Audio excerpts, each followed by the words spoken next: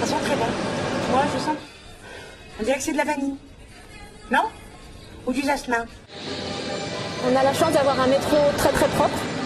On a commencé à vouloir améliorer la luminosité des stations, les affichages, mais aussi la sonorisation des stations. Ça c'est fait. Et depuis, on s'est dit que ce serait intéressant aussi de travailler sur ce qu'on appelle l'ambiance olfactive de ces stations.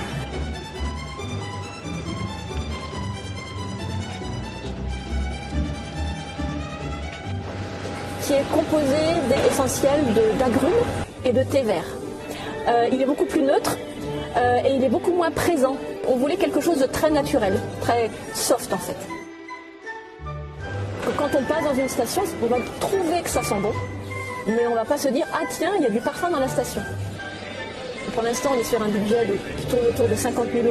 Le dispositif est extrêmement simple. On a disposé sur les quais ou dans des locaux techniques, des locaux d'exploitation, des petites armoires qui contiennent 2 bonbonnes, qui elles-mêmes contiennent le parfum. Et elles sont reliées par un tuyau à l'extérieur de la station. Donc le tuyau qu'on voit ici, il diffuse à intervalles réguliers de quelques secondes de diffusion.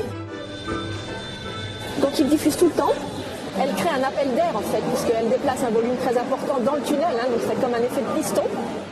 Le parfum part d'un côté du quai. Et puis quand la rame va repartir, le parfum va être diffusé sur une autre partie du quai et ça va monter jusqu'en surface, jusqu'à l'entrée de la station au niveau des escaliers. C'est une très très bonne idée.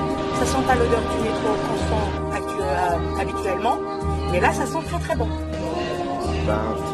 Elle est plus agréable que d'habitude. C'est une senteur très florale, très printanière. Je pense que oui, j'aime bien parce que ça améliore quand même le lieu.